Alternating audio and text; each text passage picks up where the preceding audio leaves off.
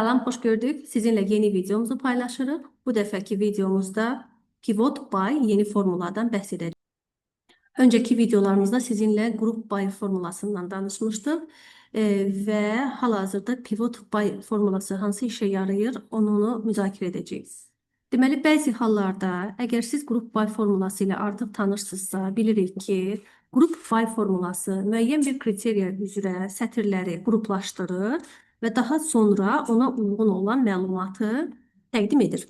İndiki halda biz götürmüşük C1'dən D42'ye kimi, yəni iki sütun, iki kriteriya üzrə məlumatları qruplaşdırmışıq. Burada ştat və müştərinin adı var. Daha sonra biz deməli ikinci arqument kimi value qoymuşuq. Bizə burada value qruplaşdırılacaq sütun lazımdır.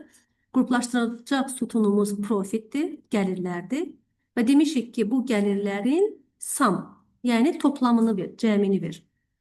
Və bizə gördüyünüz kimi həm ştat üzrə, daha sonra müştəri adı üzrə ümumi gəlirlərin cədvəlini təqdim edib.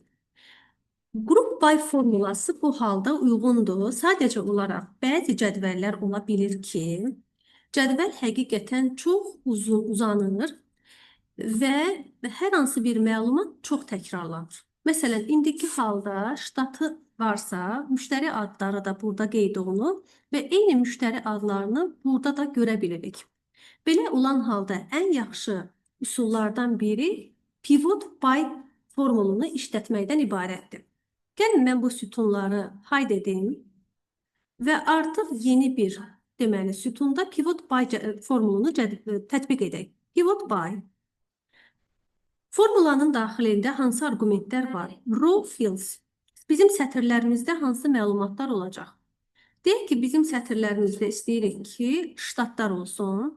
O səbəbdən biz sadəcə olaraq ştat sütununu seçirik. Virgül. İkinci arqument column fields'dır. Yəni, sütunlarda hansı məlumatların olmasını istəyirik. Bu dəfə gəlin sütunlarımızda biz müştəri adlarını seçək. Yəni D sütununu seçək. Vergül qoyandan sonra üçüncü arqument values.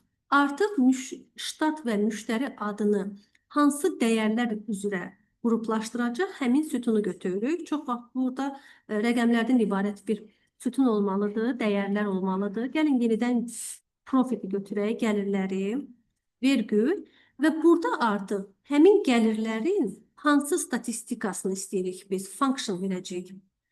Bildiyimiz, yəni bizə tanış olan formullardan birini seçə bilərik. Əgər cəmi gəlirləri görmək istəyiriksə, sum edə bilərik, ortalama istəyiriksə, average götürə bilərik və s.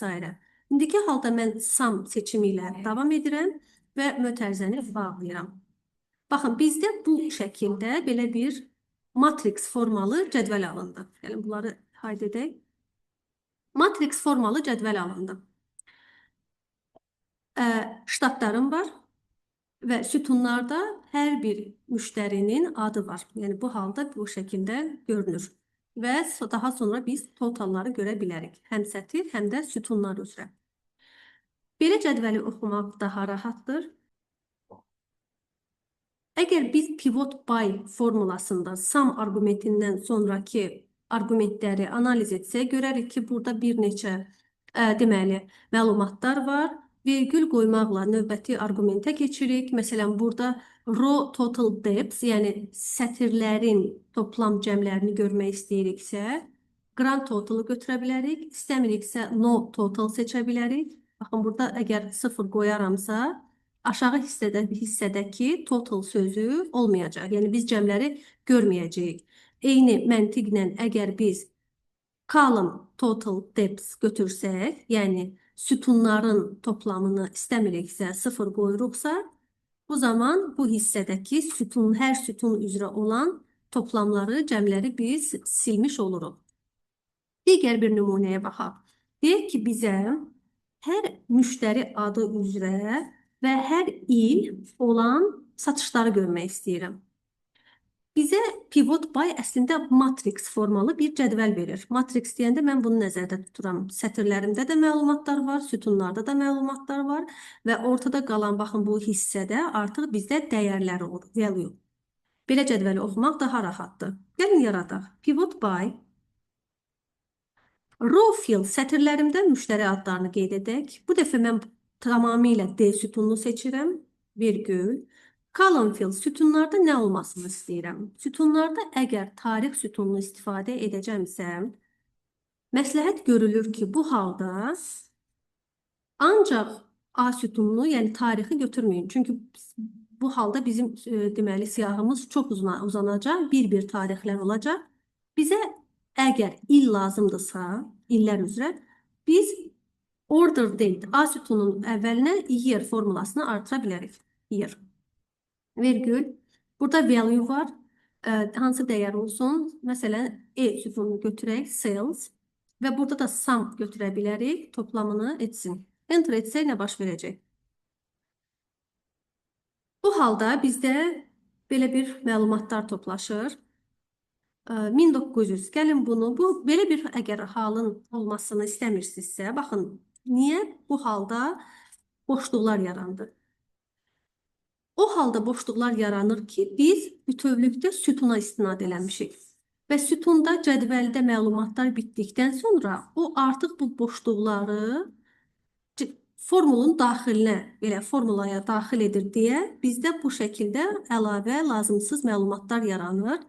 O səbəbdən biz D sütununu deyil, konkret biz range götürəcəyik. Yəni D1-dən D42-yə qədər. Eyni qaydada A sütununda biz götürəcəyik. Ancaq cədvəlin əhatə elədiyi diapazonu A1-dən A42-yə kimi. Eyni qayda ilə burada da tamamilə Y sütunun əvəzinə Y1, Y42 aralığını götürəcəyik. Enter etsək artıq cədvəlin bu formaya gəlir.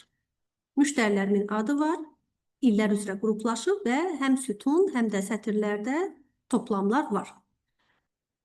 Əgər videonu bəyəndinizsə, like edin və bizə abunə olun. Sağ olun.